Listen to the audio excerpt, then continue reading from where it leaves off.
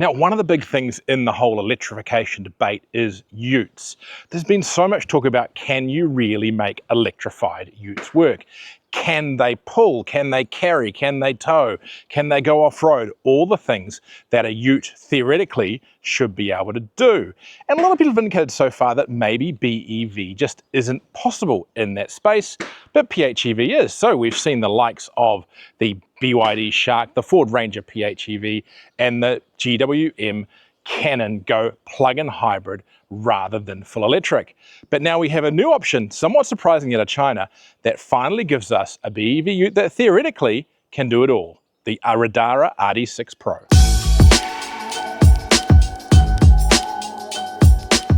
Right, so the Geely Riddara RD6 Pro. It's coming from, of course, the giant Geely company. They are coming to New Zealand now with their own brand, and with Zeekr, with Farazon vans. Of course, they own Volvo, Polestar, a whole pile of stuff. These guys are really experienced, and it shows in this vehicle. Now, this ute is car-based rather than commercial-based. In fact, it's somewhat linked the platform to things like the Polestar 2. So it's somewhat proven hardware.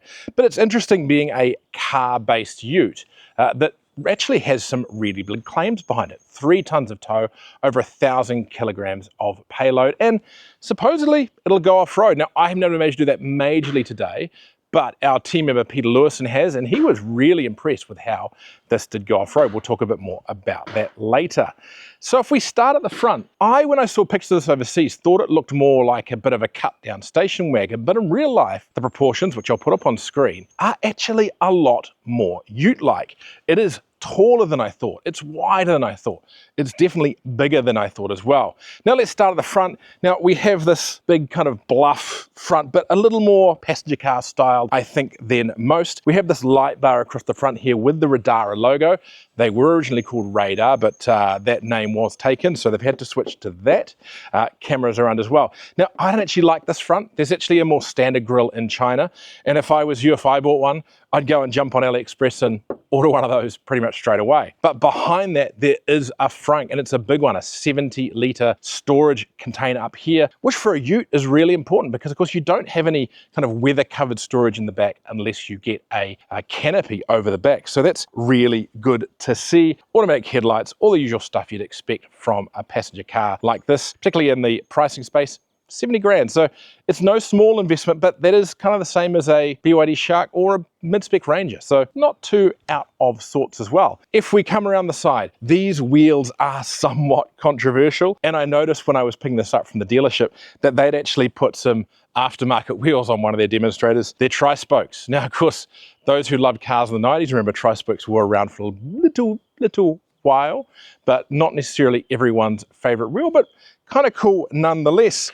They do have some Chow Yang radials on them, so a bit of a non-name brand tyre there.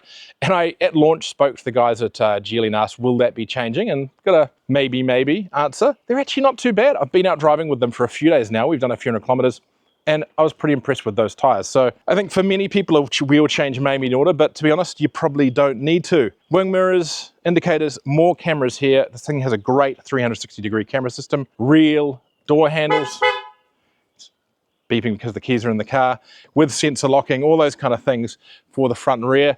Roof rails up here for putting loads on, or perhaps you could put a roof tent up there. And standard side steps, and these are steel side steps. Now, I'm not saying they're going to be great for rock sliding like that, but they are really beastie for standard fitment to a car like this. If we come around here, we have the charging port there, CCS Type 2. It's not too bad in distance from the rear of the car, but it is a bit of a stretch to charge it, and we'll try that, and we'll talk about the charging speeds a little bit later. Right, let's go check out the tub. Right, so round at the back of the Riddara, and we have this tub, which is a lot bigger than I was expecting initially. 1,200 litres of capacity essentially back there. I'll put the dimensions up on screen, and it's a pretty well finished tub as well. Now, if we jump in back, we have a nice soft damp tailgate. We have this big tray with the standard kind of grippy floor. It's not flat. Great big space between the arches, and the arches are quite low profile as well. It also has a handy pop-out step, making it easy to get up onto the tray. Right, so back in here we have the vehicle to load panel. You have 4 ports in there. I don't think I've seen any other ute with 4 ports in the back, and they're all 16 amp 240 volts as well. So you've got a heap of power that you use. Plus, you've got 2 12-volt sockets here as well, and a button to turn everything on and off. It's probably one of the more functional vehicle to load panels I've seen in a vehicle, and I do like this big ceiling cover. That looks really protective and great. So you can run all sorts of stuff in here: power tools, chargers, fridges, or we could put a giant TV in here if you were camping. All sorts of cool stuff, all at the same time. This is a game changer, I think, for those people who are out on sites. I know we've got this in other vehicles. This is kind of pushing it just a little bit further, I think, with the number of ports and the level of capacity. So really super good there from Geely Riddara. I'm still working out what I'm supposed to call them. One thing I don't like in the tray, because everything else is absolutely beautifully finished, and there are canopies and so forth on the way, is these tie down points. There's only 4 of them. They're up high. There's no rail system. I think it's actually be quite tricky to tie stuff down to the tray with those there. And plus, I'm not exactly convinced on the finish. They're quite pokey and that kind of stuff. I'm worried you might damage things with having those there. So if you're going to use this for loads, you might need to talk to the dealer or your supplier about putting some tie downs lower down the tray. Right, so towing. Yes, this one here does have a tow bar. Unfortunately, it's not wired up yet. That is coming in October. We're filming kind of mid-September, but it will tow 3-tonne, 3,000 kilograms. That's impressive. It's 500 kilograms more than a BYD Shark, but 500 kilograms less than things like the Ford Ranger and Toyota Hilux. But still, that's a lot of tow now. We're very aware, and I think even they admit that this thing will lose quite a lot of range when towing. But for most people towing around town or just down to the local boat ramp, that's going to be fine. We will have a proper tow test with the Riddara, hopefully next month. Now, I don't have a load to put in it today, unfortunately, for testing, but for scale, this thing can take 41 of her and her bunny. That's 1,030 kilograms.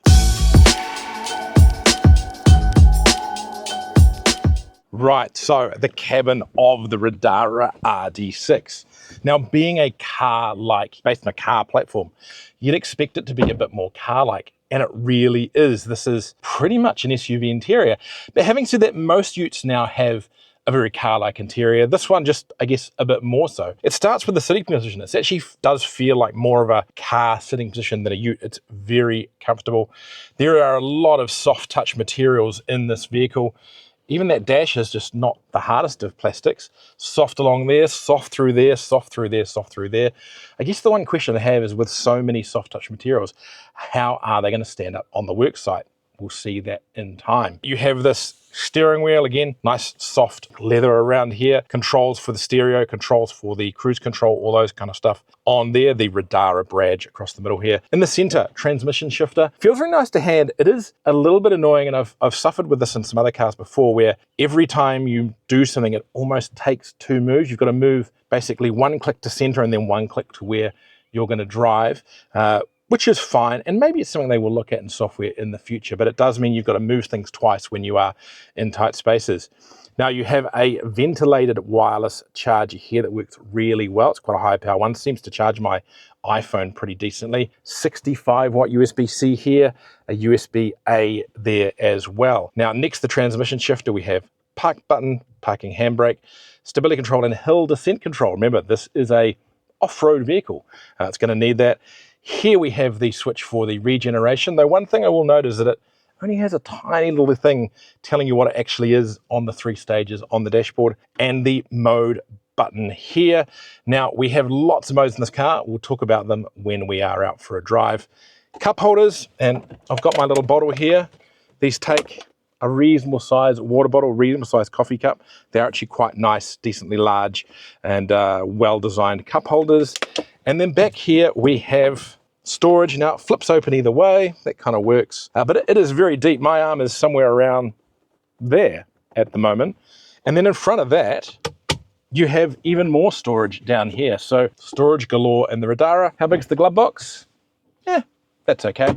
So lots of storage in the front here. We've got door pockets and stuff as well. One of the cool things is that they do actually have buttons for most of the stuff. We've got fan controls down here, whether we're going to put climate on auto, recirc, all that kind of stuff, and temperature controls. So you don't always have to go into the screen for that kind of stuff. Now, up here we have the screen. It's not one of the more complex screens out there, but it certainly has a lot on it. It's good, clear. You can move things around, and you can't spin the car around for things like you can in the other Geely cars, but you know, it works fine. You've got controls for your ventilation through here, dual zone climate control. Interestingly, both front and rear seats are cooled but not heated. And you've also got this function, the one-click bed, which basically will put all the seats down into a flat mode that's probably going to cut my legs off. Right, let's go. So you've also got a camping mode. So if we go in here, this allows you to basically keep your vehicle to load. I think that's because the name, where the car's been named that as a temporary hold.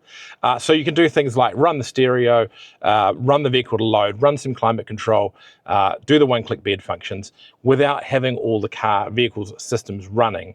So that's super handy to have, particularly with a ute. You know, a ute is a vehicle you're going to want to go camping with, and I imagine having this with a tent, all sorts of other stuff, you're going to have a great camping trip. I'm going to end out of there. Super. Camping mode has automatically exited. There you go. Now, this does have a voice control system, but I do think it needs a little bit of an update for New Zealand voices. Hello. Open the driver's window. Okay, it's already open for you. Okay. Turn off the vehicle to load. Okay, it's already closed for you. I don't know what it thinks it's closed, but we can actually turn the vehicle to load off using this button here. We can set discharge limits, all those kinds of things. And then once we're into these deeper settings, we can go into things like the driving controls. We've got various modes there: economy, comfort, sand, mud, off-road, and wade. It's going to wade at quite a depth. Adjust your driving assistance, your regen, all sorts of things like that. Intelligent U-turn control. Also including the intelligent U-turn assistance, which we'll have a little bit of a look at later.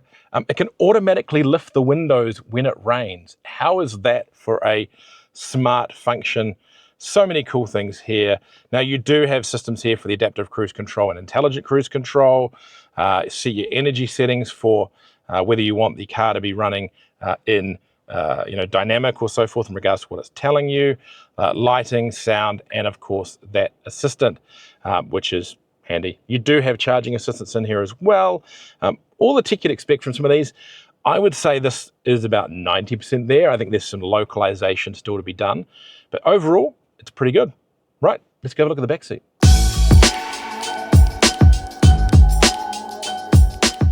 Right, so the back seat of the Riddara RD6. And it's a little bit dirty because I've had the kids in here, as you do.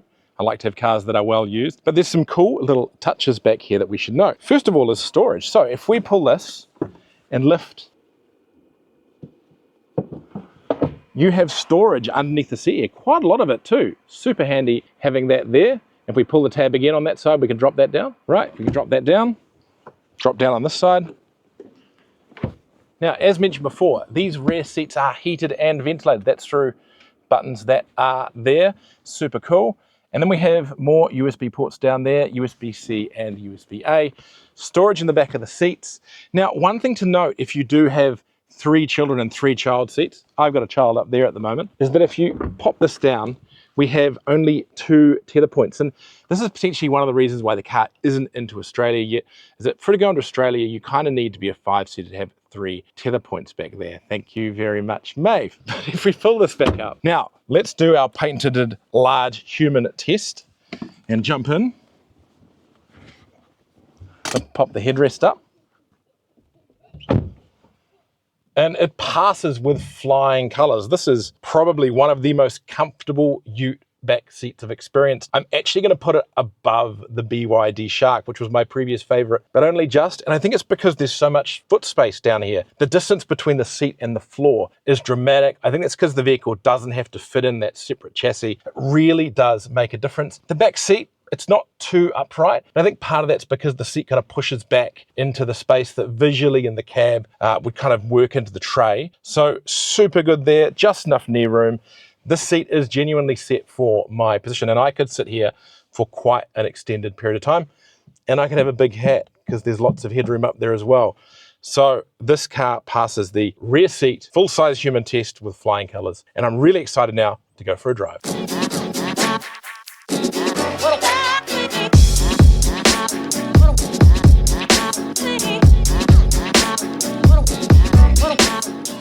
Right, so driving the Riddara RD6 Pro, with the Geely Riddara RD6 Pro. We're just going to call it the Riddara from here on in. It's an experience that's kind of weird. It definitely doesn't feel like a ute, but nor does it entirely feel like a car.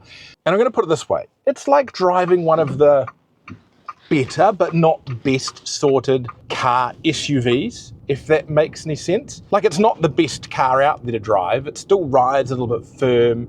You'd certainly feel the road in it, but it's a million miles away from driving ute. It drives flat, it drives stable, it's quiet. And now I know that's an electric vehicle thing, but even compared to the Shark, there's less rattle, less noise, less movement. I mean, that I think comes from the fact you don't have that separate chassis there, which just creates more bulk, more things to kind of move around. It just feels really like a car. Now, if we come up to the speed hump here, we're in Mangawhai, the speed hump's notorious for being a bit big, and it handles it fine. And you'll notice there we get away from that really quickly. Acceleration just in this thing is just mind-bending for a ute. Now, the Shark was quick and powerful, but this is quicker and more powerful. 315 kilowatts of power and 595 newton meters of torque. Now, I remember when utes hitting 500 newton meters of torque from diesel was impressive, and this is just smashing it out there even further. Now, Riddara claims a 0 to 100 from 4.3 seconds. We've seen multiple numbers come out of it about it. I think you'd have to be in some pretty perfect conditions to get there, but this is definitely quicker than anything else. The Shark was kind of the sensor at 5.7. This will, I believe, beat that.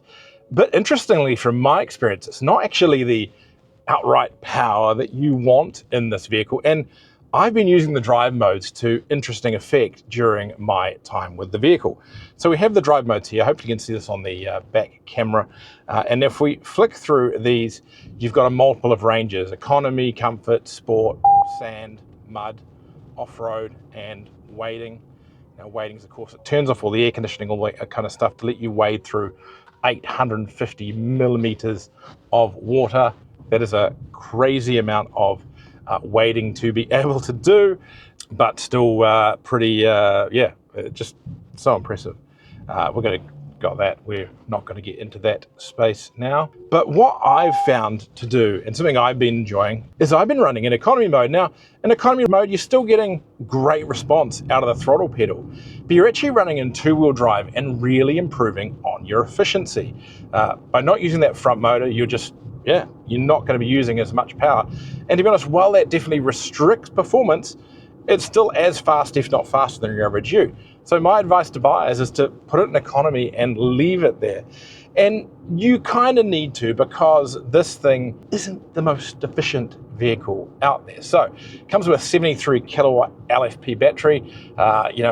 They could go bigger. They do have NCM packs up to about 100 kilowatts available, which would give you more range, but that's going to eat into your towing, that's going to eat into your payload. So they've kind of gone with that compromise, and I hope they do give the bigger options later on for those who want range rather than payload. But efficiency is not great. That gives you a WLTP of about 350 kilometers. In the real world, I actually think that that's not out of reach. We have 177 Ks left of range, and I've already done over 100, and I've been doing some testing. So the 350 is actually not that bad. But if I look at the efficiency meter on here, we're averaging over our trip that we are using about 30 kilowatt hours per 100 kilometers.